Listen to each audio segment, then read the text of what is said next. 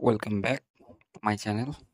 চলুন আজকে দেখে নেওয়া যাক আধার কার্ড কীভাবে ডাউনলোড করবেন। তো আপনার মোবাইলের স্ক্রিনে চলে আসলাম। এখান থেকে যে কোনো আপনি একটা ব্রাউজার ওপেন করবেন। ব্রাউজার ওপেন করে এখানে লিখবেন মাই আধার।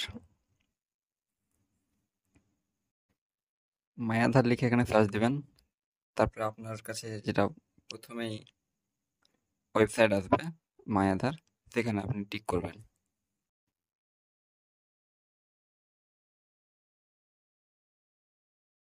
এখান থেকে আপনি বেছে নেবেন গেট আধার। গেট আধারের ওখানেই লেখা আছে ডাউনলোড আধার, আপনি সেখানেও টাচ করতে পারেন অথবা গেট আধার যেখানে লেখা আছে সেখানেও টাচ করতে পারেন।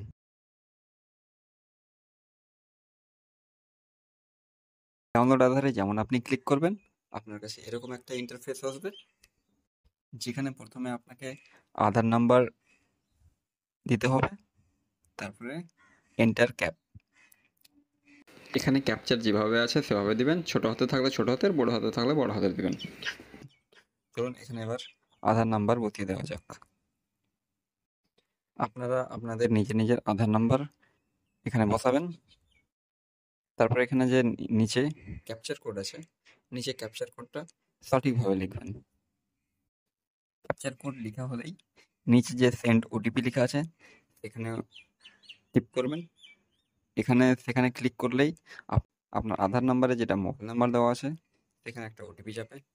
সেই ওটিপিকে ঠিকভাবে এন্টার ওটিপি এখানে লেখা আছে, এখানটায় আপনি বসিয়ে দেবেন। তারপর ভেরিফাই অ্যান্ড ডাউনলোড এখানে ক্লিক করবেন। এখানে ক্লিক করলেই কিছুখানি একটা সময় নেবে, দিয়ে আপনার কার্ড ডাউনলোড হয়ে যাবে। এবার আপনি থ্রি ডটে গিয়ে ডাউনলোড লেখা আছে সেখানে আপনি ক্লিক করবেন। আপনার ফাইল ডাউনলোড হয়ে গেছে। ফাইল আপনি যেমনই ওপেন করবেন আপনার কাছে পাসওয়ার্ড চাওয়া হবে। এবার আপনি এখানে কি পাসওয়ার্ড দিবেন? সবার আলাদা আলাদা নিশ্চয়ই পাসওয়ার্ড হবে। আপনার পাসওয়ার্ড হবে প্রথম 4টে অক্ষর। ধরুন আপনার নাম সাজিদ, তাহলে এখানে হবে SAZI সাজি।